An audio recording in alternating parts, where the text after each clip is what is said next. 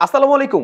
আজকের ভিডিওটা সত্যি অনেক অনেক বেশি ইম্পর্টেন্ট। হ্যাঁ, কেন ইম্পর্টেন্ট সেটা বলার আগে আমি আপনাদেরকে বলতে চাই, অবশ্যই যারা ভিডিও দেখছেন, অবশ্যই ভিডিওটা শেয়ার করে দিবেন এবং আপনার মতামত জানাতে ভুলবেন না।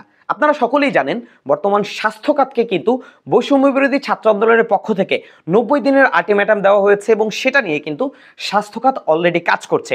বিভিন্ন ভিডিও হয়তো আপনারা ইউটিউব, ফেসবুকে দেখতে পাচ্ছেন যে স্টুডেন্টরা সেখানে গিয়ে তদারকি করছে। বৈষম্য বিরোধী ছাত্র আন্দোলনের সাথে যারা সমন্বয়ক ছিল তারাও কিন্তু এটা নিয়ে কাজ করছে।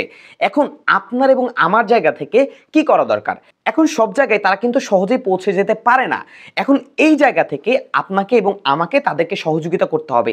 সহযোগিতাটা আমরা কিভাবে করব? ধরেন আপনি কোনো হসপিটালে গেছেন, সেখানে সেটা সরকারি হোক, বেসরকারি হোক অথবা যে কোনো স্বাস্থ্য কমপ্লেক্স যেটাই হোক না কেন, আপনি যে কোনো সেবার জন্য গেছেন। সেখানে যদি আপনি গিয়ে দেখতে পান সেখানে দুর্নীতি হচ্ছে, কোনো প্রকার দুর্নীতির ছায়া যদি আপনি দেখতে পান, সেটা একটা ভিডিও করবেন অথবা ছবি তুলবেন অথবা যে কোনো একটা ডকুমেন্টস রাখা ট্রাই করবেন। এই ডকুমেন্টসগুলো কিন্তু আপনি আপনার সোশ্যাল মিডিয়ার মাধ্যমে ছড়িয়ে দিবেন, কেননা আপনি যদি এই কাজটা করতে পারেন তাহলে কিন্তু আমাদের এই যে আন্দোলন সেটা সফল হবে। কেন সফল হবে? আমরা সকলেই জানি, আমরা কিন্তু আগে এই মত প্রকাশের স্বাধীনতা আমাদের মধ্যে ছিল না, আমরা এই মতটা প্রকাশ করতে পারতাম না। কিন্তু বর্তমানে যে পরিস্থিতি, যে ছাত্ররা বা আমি একজন স্টুডেন্ট হিসেবে যে আন্দোলনের সাথে যুক্ত ছিলাম, সেই যুক্ত থাকার জায়গা থেকে বলতে চাই, এই স্বাধীনতা রক্ষা আমরাই করব এবং আমাদের করতে হবে এবং আপনাদেরকে সহযোগিতা করতে হবে। সকলেই আন্দোলনে যুক্ত হতে পারেননি, কিন্তু আপনার জায়গা থেকে আপনি সহযোগিতা করে এই আন্দোলনকে একটা বাস্তবমুখী দুর্নীতিমুক্ত বাংলাদেশ গড়ার পক্ষে এই সোচ্চার কিন্তু আপনি হতে পারেন এবং সকলকে সোচ্চার করতে পারেন। কেন করতে পারেন? এই স্বাস্থ্য খাতে যদি উন্নয়ন চলে আসে তাহলে কিন্তু আমাদের এই লাখ লাখ কোটি কোটি টাকা খরচ করে বেসরকারি যে স্বাস্থ্য কমপ্লেক্স, যে হসপিটাল যাই থাকুক না কেন, তাদেরকে এই টাকাগুলো প্রোভাইড করতে হবে না। আমাদের সরকারি সংস্থার মাধ্যমে যদি আমরা এই উন্নত চিকিৎসার যে মাধ্যমগুলো আছে সেগুলো যদি গঠন করতে পারি, তৈরি করতে পারি, তাহলে কিন্তু আমরা স্বাস্থ্য খাতের দিক থেকে অনেকাংশে এগিয়ে যেতে পারবো। এবং আমরা সবসময় দেখেছি এই স্বাস্থ্য খাতে সব থেকে বেশি দুর্নীতি হচ্ছে। এখন এই হচ্ছে পর্যাপ্ত সময় এবং সঠিক সময়, যে সময়ে আপনি দাঁড়িয়ে এই দুর্নীতিকে রুখে দিতে পারেন। এবং এই জন্য আমাদেরকে যেটা করতে হবে, যেটা আমি অলরেডি বলেছি, যে কোনো দুর্নীতির আঁচ যদি আপনি পান এবং দেখতে পান, সেটা একটা ভিডিও অথবা ফটো অথবা যে কোনো ডকুমেন্টস রেখে আপনার নিকটস্থ যে কোনো পুলিশ অথবা যে কোনো জায়গায় সেনাবাহিনী, তাদের মাধ্যমে আপনি সহযোগিতা নিতে পারেন অথবা অবশ্যই সোশ্যাল মিডিয়াতে এটা ছড়িয়ে দিতে পারেন।